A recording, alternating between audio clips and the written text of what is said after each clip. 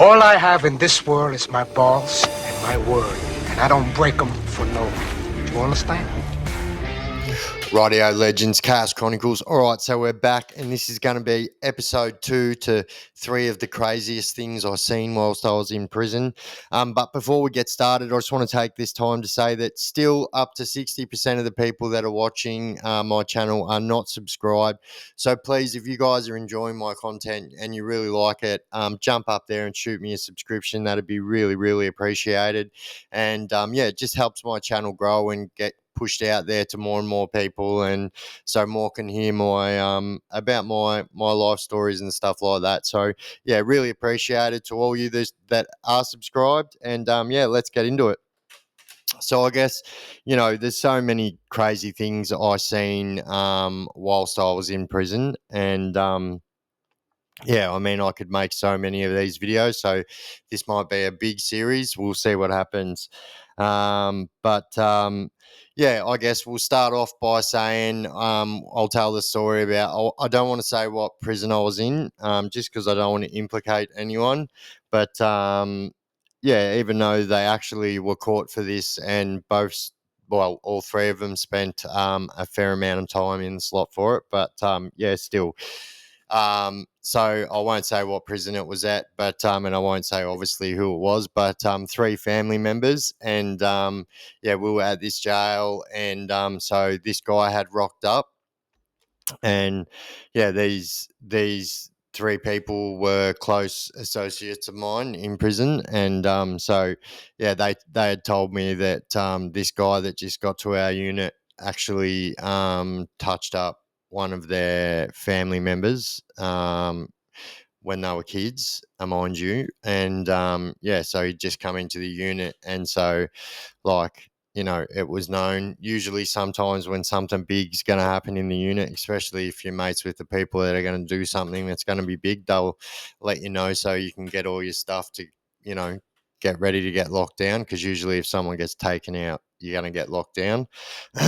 So anyway, I knew that this was going to happen, and yeah, so they, for whatever reason, lured this person into the cell, and yeah, all three of these family members were in this cell, and yeah, they really, really carved this guy up, and yeah, it was pretty brutal actually, and I remember someone who was close by said that you could actually hear the lung, one of the stab wounds went straight into the lung, and so someone that was close by said that you could actually hear when that happened the air come out of the lung, which is pretty crazy. And so like this guy got stabbed, multiple times, and then got left in the shower for quite some time before he was found, and yeah, he was really, really, really muffed up, and it was just by sheer coincidence that this person had been,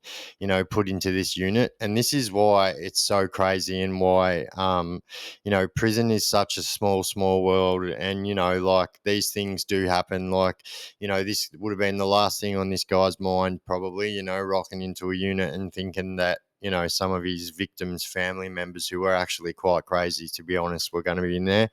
And unfortunately, but very fortunately, unfortunately for him, but fortunately, because this guy was a PDF file, if you just get what I'm saying. So if you ask me, he kind of got do justice. And but yeah, that was a pretty crazy one, and I remember it was about half an hour before this person was found, and therefore nearly lost his life. It was pretty serious. A helicopter was called, and this person was airlifted out, and yeah, so pretty crazy.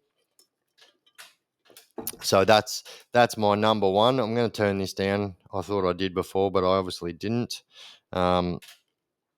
So yeah. All right. So number two. So number two is really something that I heard and I didn't see. Now, not something that I was told, but like this happened after lockdown. And so I could only see what I could see under my door. And so yeah, well, let's get into it. So on this occasion, there was this pretty write-off person in my unit. And when I say right off, like, was mentally right out there. And, to be honest, probably needed some help at this time. I remember running into this guy later on in his sentence, and he wasn't as right off as he was at this stage. Like, he was um, just in off the street. I remember out in the yard, like, this guy was the first person I ever seen do these kind of push ups. So he would do like chin ups. So he'd do chin ups, pull himself up, and then he would pull himself up, flip himself over the bars, and then like let himself back down, and then flip himself back over, and then let himself back down. So pretty strong. He was a big guy. He's about 6'2", 6'3", and so anyway, like, he was really struggling mentally. I'm not going to lie, but yeah, he kept on having like these standoffs with the screws, and yeah, on this particular time, it happened after lockdown, and yeah, so for whatever reason, they were called to his cell, and he reported that he had a bomb, and so whatever he had made up had them believing when they were looking through his window and through the trap that he actually had a bomb. And so it was all panic stations, and so the bomb squad was actually called and everything. And this actually went on for hours and hours, and like, so they're trying to tell him to come out peacefully, or they're going to gas him. And so, like, they launched a few gas canisters in there, and they just done absolutely nothing. Like, it had no bearing on this guy, and that happened about 3 times. And then he's telling him that he's going to let the bomb off. And at this stage, I remember him yelling out that it was in the toilet and he's going to light it. This is back pre 2015, so we were allowed to have matches. And yeah, so he's saying that he's going to light it. And, they'll believe in that it was a real bomb for whatever reason. I never seen this article, what he was just was claiming that was a bomb, but for whatever reason, the actual bomb squad was there and whatnot. And so, yeah, when they were gassing him, he's saying, that one's doing nothing. You're going to have to send another one in, like, really, really taunting him. And, like, you could tell it was pissing him off. But in the end, they ended up cracking the door and sending in. But before they did this, because they got the dogs onto him another time, and he said, you're going to have to send that black one because I'm immune to the German Shepherd, which was pretty funny. The whole unit was pissing themselves laughing, and we're all looking underneath the doors to see as much as we could see. And yeah, so they sent the 2 dogs in there, and they absolutely mauled his leg. So I remember, like I said, I ran into him years later, but yeah, they ran in there and grabbed him and dragged him out, and but the dogs really dragged him out, and like, this guy was screaming for all buggery.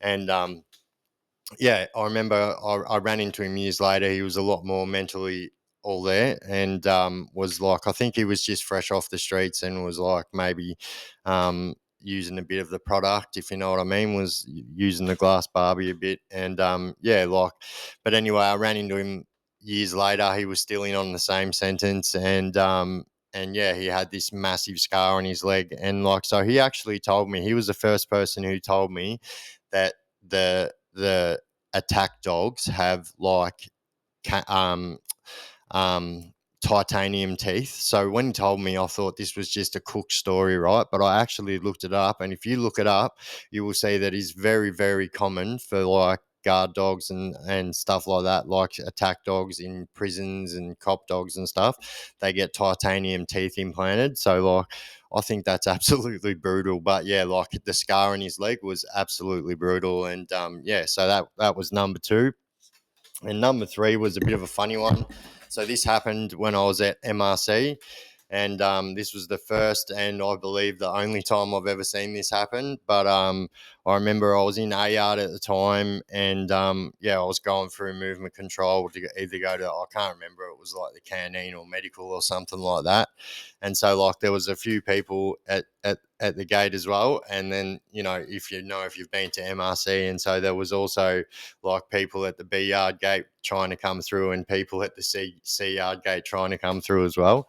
And so, like, at movement control, if you don't know, like, so everyone calls it the roundabout or the movement control. So there's like a central post, and like all the units are kind of posted off them. And so like there's people that work, the screws that work in movement control have to like, let 1 yard out at a time, because there might be some prisoners that aren't supposed to be with another prisoner. So they only let 1 yard go through at a time, and blah, blah, blah. And so anyway, we were waiting for our turn to go through, and you could hear like arguing, and you could hear like, you fucking dog, and you rah, rah, rah, you fucking dog. And like it was kind of getting closer. And when they walked around the corner, to my disbelief, it was actually two screws like having an argument with one another. And yeah, and then all of a sudden one of them called one of them a dog, and the other one's like, mate, if you call me that again.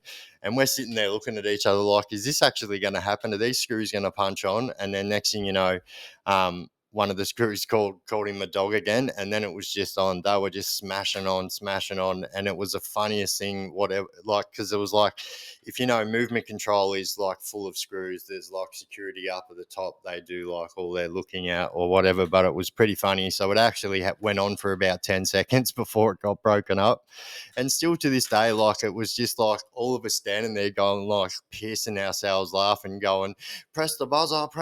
I'm just laughing because like the first screws like press the buzzer, and they were pressing the buzzer on themselves.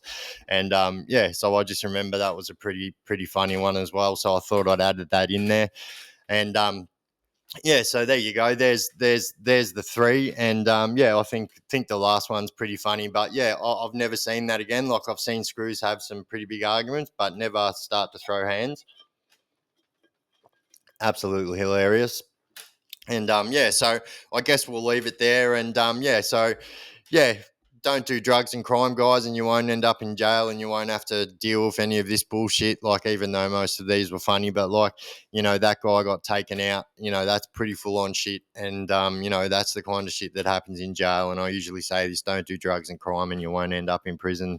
You won't have to deal with none of this bullshit. But also, if you haven't already subscribed, jump up there and shoot me a subscription. That'd be absolutely fabulous, and I would love that. And yeah, it helps my channel to grow. And if you hit that bell, you'll never miss any of my videos. If you hit that little bell icon, it'll give you a notification every time I drop a video.